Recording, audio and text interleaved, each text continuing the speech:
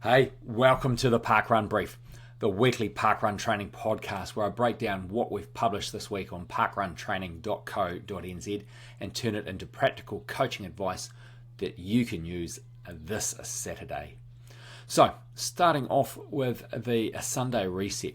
So this is all about your weekly running check-in. What you can do today or yesterday if you're doing it on the Sunday. Monday is when this podcast is published, but this article is published every Sunday. So this is where we can take the opportunity to check in with the weekend's park run or long run or other key sessions that you've done. Without over-analysing every detail, we just want to have a quick look at it and check that everything's going fine for you and your training. So firstly, check your energy, not just your pace. Some of the things you can ask yourself: does your body feel heavy today? Does it feel light today? Are you motivated or are you flat? Are you generally fine or are you carrying some niggles? Your energy levels are often a more accurate guide than what your time was on Saturday. If your legs are feeling stale or your motivation's low, that's some good quality information you're receiving. It's not a sign of weakness. Rate your current energy out of 10. Secondly, review your week in one sentence. Avoid the temptation to dissect every session. Instead, just summarise it shortly and concisely. Too much intensity, not enough easy. Balanced and controlled. Strong sessions, poor recovery. Consistent but a bit rushed. They're 4 different examples. It's just a wee snapshot that will give you a bit of clarity without overwhelming you with the details or the data. Write one honest sentence about the week just gone. Keep it in your training diary. Thirdly, identify one adjustment that's going to matter the most. Progress really comes when you change everything, but it does come for adjusting the right thing.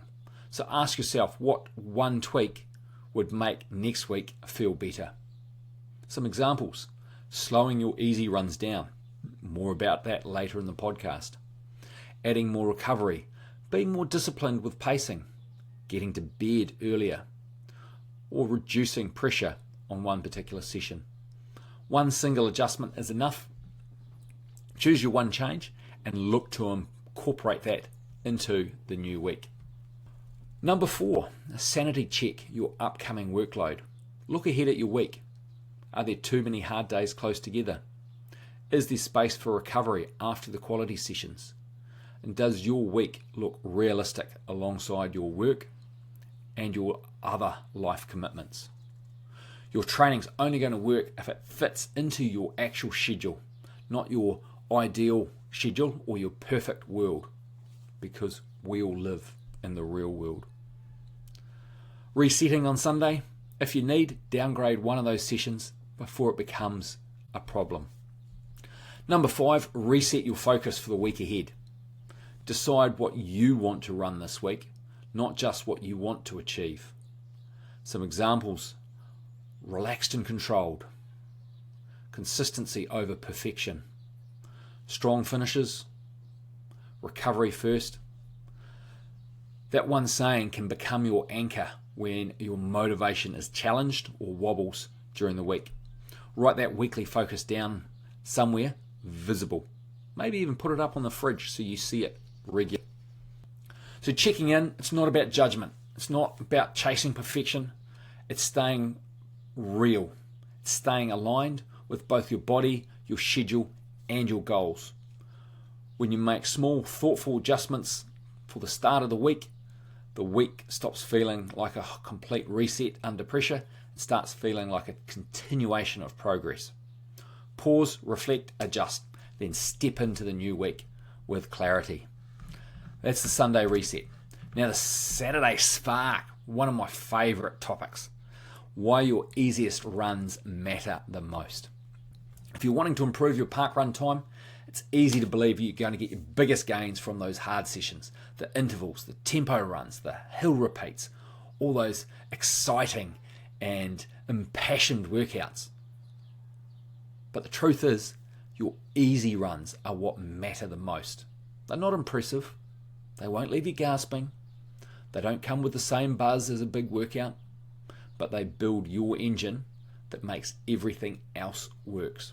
Your easy runs build your aerobic base, your foundation you use at parkrun and any 5K. Without that aerobic system being that foundation, even for a fast 5K, you're relying heavily on that aerobic capacity. Easy running helps you improve your oxygen delivery to the muscles, your fat utilization, your muscular endurance, your capillary density, as well as your recovery between the harder sessions. Simply put, easy runs make you fitter without breaking you down, so your hard days actually do the work. The fastest runners aren't the ones who train the hardest every day. They are the ones who train consistently. Easy runs allow you to keep moving, boost blood flow, reduces stiffness, and encourages recovery while still building fitness. If your easy runs are too hard, your hard sessions suffer and your progress stalls. Your easy runs improve efficiency without you even noticing. Running at a relaxed pace still teaches you valuable skills: smooth rhythm, better posture, relaxed breathing, economical movement. These gains show up later as a faster parkrun pace at the same effort level. That's the goal. Run faster without feeling like you're working harder. Easy runs protect you from injury. Most running injuries don't come from one big session. They come from too much intensity too often. Easy runs provide training volume with less stress on the tendons, less stress on the joints, not overworking the calves and the Achilles, not overworking the hip flexors or the nervous system. If you want to show up at each Saturday feeling fresh, easy runs are a big part of that. Your takeaway from this Saturday's Spark: if you want one powerful habit to adopt in your training, make it to keep your easy runs truly easy. Not medium, not steady, but kind of hard. Easy enough that you can breathe smoothly, finish feeling better than when you started. Because your easy runs are easy, your hard sessions become better. Your recovery improves, your consistency increases, and your parkrun gets faster. Run relaxed today, train smart this week, and let your easy run do the heavy lifting. Back on Friday, I published the Friday Fast Track, which is an 8-minute tempo run. Now, this isn't one of those big fancy flash workouts, but it's a key workout that you can use as part of a taper for the more fitter athletes. For those of you in the 30-minute plus time frame for your parkrun, this is a great session to include to help introduce you to some intensity. So not every workout needs to feel long or demanding to be effective. Short tempo efforts like this are about sharpening your rhythm, reinforcing your pacing, and building confidence without carrying fatigue into the weekend. The session is simple in its structure. 10 minutes at level 2 for your warm-up, easy, relaxed running. The main set is simply 8 minutes at level 3, your tempo effort, and then cooling down, jogging for 10 minutes at level 2. Finish all that with 10 minutes of gentle stretching to round out the session. Tempo running teaches you to sit comfortably at a pace that feels purposeful but controlled. An 8-minute effort's long enough to dial into rhythm without tipping you into fatigue, making it perfect as a light tune-up session. For park runners, this session helps reinforce smooth, efficient pacing, building confidence at a strong aerobic effort, improving your focus and rhythm, prepare your body for sustained effort without an excess amount of stress, leaving you arriving at parkrun feeling fresh and ready to race. This session is all about a confidence builder, not testing you physiologically. It should feel controlled and steady from start to finish. That start to finish of that 8-minute tempo effort. Obviously, you're stepping up from the warm-up and then stepping down for the cool-down. Your breathing is going to be deeper, but still relatively relaxed. You feel switched on rather than worked over. And you finish wanting to keep running, not stop. If that effort feels strained, you've pushed past that tempo sweet spot.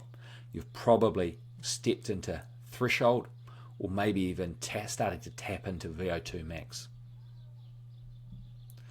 Think about patience and restraint. Lock into that tempo pace early. Stay tall and let the pace come to you. This session is about reminding your body what good running feels like, exactly the mindset you want heading into a park run. Now, this workout is available within the Velocity platform. Click the link down in the description and you can do this workout for free on Velocity as part of a 14-day free trial where you can do any of the workouts within the Velocity platform.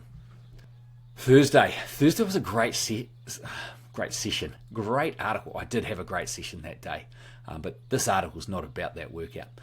This is parkrun pacing isn't just about this Saturday. It's about what you're building. Most runners think pacing is a race day thing, something to worry about in the minutes before parkrun starts, something you either get right or you screw up totally, and then you spend the rest of the weekend replaying your run in your head. But pacing isn't just a skill you use on Saturday morning. Pacing is a reflection of what you've been building and training, and a major clue about what you might be capable of the weeks ahead. Here is the truth. The better your training habits are, the easier it becomes to pace well, and the better your pacing becomes, the more your fitness shows up with the stopwatch. So this article is the third in a series, and there's a couple of links in there to the previous two articles. I'll leave them in the description for you to read in your leisure, or you can go back and listen to the previous two podcasts. But a big mistake runners make when chasing a PB is that they often do the opposite of actually what works. They try to force the time. They overreach early in the park run. They make Saturday the proof of their fitness rather than an expression of their fitness. It sounds logical on paper. If you want to run fast, you need to start faster. But 5K doesn't reward bravery. It rewards the runner who stays composed long enough for that fitness to matter. The best parkrun performance are almost always built on two things: consistent training and disciplined pacing. Not hero efforts, not adrenaline, not luck. Better way to think about parkrun pacing, instead of treating that pacing like a set of split targets, treat it like a promise you make to yourself.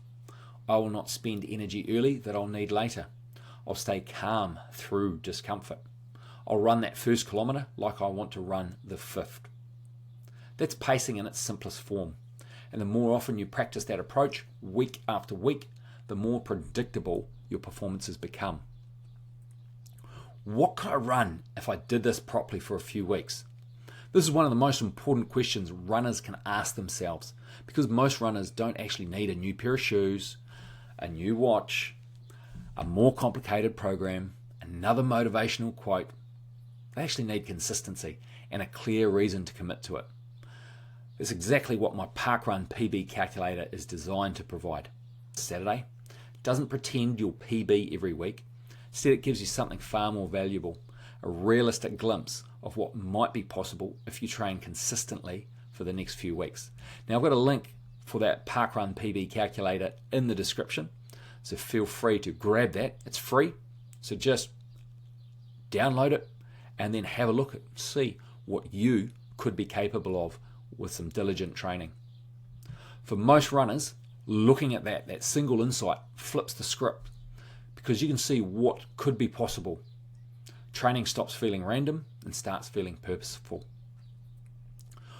Why pacing improves when training becomes consistent.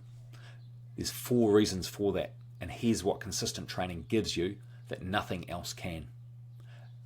Firstly, better rhythm at faster speeds. You stop feeling like you're sprinting just because you're running quickly. Secondly, more patience early. You don't panic if the first kilometre feels too easy. You trust the process. Thirdly, better tolerance through the middle kilometres. The second through to fourth kilometre of grind becomes familiar, not frightening. And finally, fourth, a stronger finish. Not because you saved something, but because you didn't waste it in the opening minutes.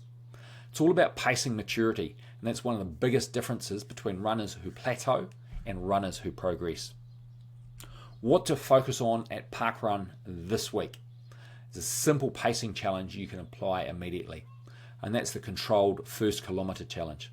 This Saturday, try running your first kilometre with the goal of feeling controlled and settled, not aggressive. You should finish the first kilometre thinking, this feels sustainable, but I know it will get harder. If you're thinking that at the end of the first kilometre, it's perfect. Then your job is to stay smooth through the second and third kilometres, stay mentally engaged through to 4 kilometres, and then fully commit in the final kilometre. Whether the time is a PB or not, you'll be training the skill that creates PBs in the future. The real goal, making good running repeatable. One of the biggest traps in parkrun is thinking the only successful Saturday is a PB. PBs aren't something you can demand on command. They're something you earn through repeatable habits. The real win is when your running becomes less chaotic, more predictable, more controlled, more confident. And when that becomes your normal, PBs stop being rare surprises and start becoming inevitable results. That's what this whole pacing series is about. So your next step, download my parkrun PB calculator. Like I said, it's free. Just click the link, download it. And then when parkrun comes around this weekend, don't try and force the time.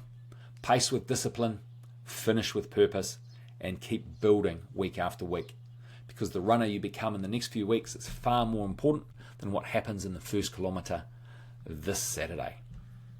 Parkrun power tip. Use hills as strength builders. Push slightly on the ups. This matters because hills can feel like the hardest part of any parkrun course. Keep an eye out for some future parkrun progress reports where I look at the Dunedin course and some performances there. That's a hilly course.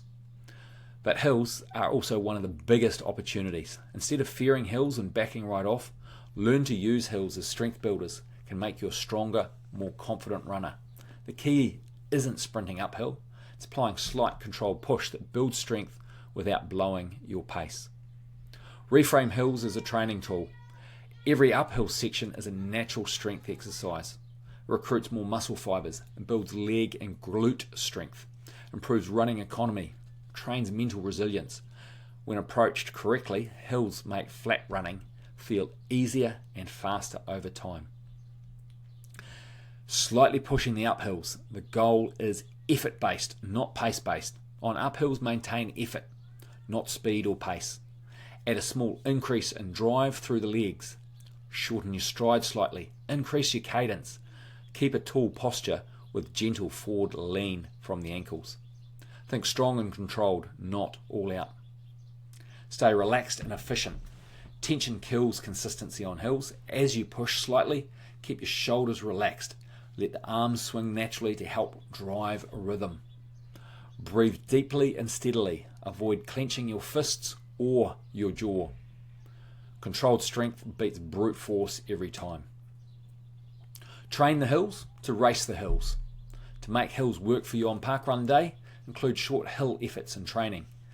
Add rolling terrain to easy runs. And practice maintaining effort uphill, then relaxing immediately on the downhill. This teaches your body to recover quickly, which is a key skill on undulating courses. Why this makes you faster overall? Because hills, as strength builders, improve leg strength and power. They enhance running economy, builds confidence on undulating courses, helps maintain pace on the flats, and makes late race fatigue more manageable. Strong hills lead to strong finishes. Final takeaway is hills don't have to slow you down. They can make you stronger. By pushing slightly on the ups, staying relaxed, and maintaining good form, you turn every incline into a strength building opportunity. Embrace the hills and they'll reward you on parkrun day. And then finally, parkrun progress report looking at my performance, my first time at Lost Lagoon parkrun in Westport. So I went to this parkrun having never running it before, never running the event there before. I have ran through that part of Westport many times over, especially once they built the fantastic trails through there. My goal was to run at level 3 the whole way. Even split it, 5-minute Ks, 25 minutes, just a fraction under. I didn't want to be 25 in 2 seconds. I wanted to be a little bit under. So parkrun doesn't have to be raced flat out to be valuable. Sometimes the smartest way is to use a Saturday morning 5K as a high quality tempo session. And that's exactly what I did at Lagoon parkrun. In this run, my goal wasn't to PB. The goal was execution, holding that level 3 tempo intensity from start to finish, staying controlled early, and letting the effort build naturally across the 5K. Level 3 tempo sits in that comfortably uncomfortable zone, hard enough to require focus, but controlled enough to sustain without fading.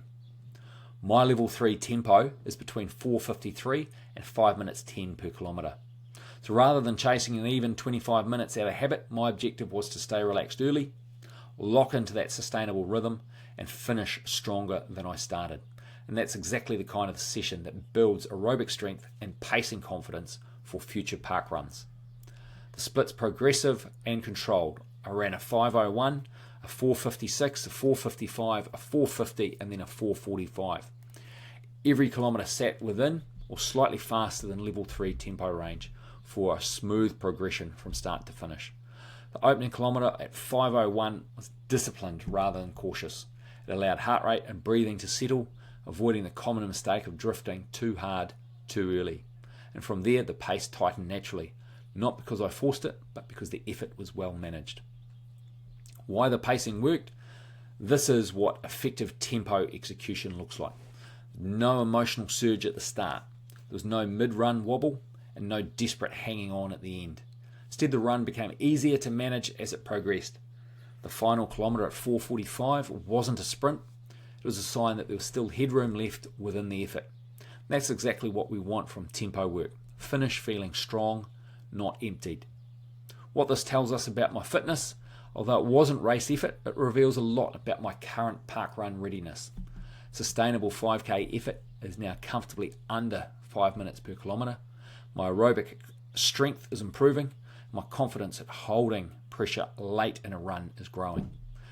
If this had been raced instead of executed as tempo, the racing blueprint for a strong negative split parkrun is already there. So I'm using parkrun as a training tool. And one of the biggest mistakes runners make is treating every parkrun as an all or nothing race. Using parkrun intentionally, sometimes racing, sometimes running tempo, allows you to accumulate consistent training, reduce burnout and injury risk, improve pacing skills, build confidence week to week. This Lost Lagoon parkrun is a great example of how parkrun can seamlessly fit into a smart training plan. Takeaway for your next parkrun: if you want to improve your parkrun performance, learn what your tempo pace actually feels like. Start slightly under control, let the run come to you, finish knowing you executed well. That approach leads to a better performance far more often than trying to win that first kilometre. Now, if you want help applying that to your own parkrun, if you'd like some structured guidance on pacing, consistency, and using parkrun more effectively, my parkrun kickstart training plan is designed to do exactly that. It's ideal if you're new to parkrun, feel fit but inconsistent, and want to run smarter, not just harder. I've got a link, all the details about my parkrun kickstart training plan down below. And if you'd also want your own personalised breakdown of your parkrun performance, you can apply for your own parkrun progress report. Once again, the link is down below in the description. All the best for your parkrun this weekend. I'll look forward to hearing how you get on. Until Saturday, ka kite anō, have an amazing week.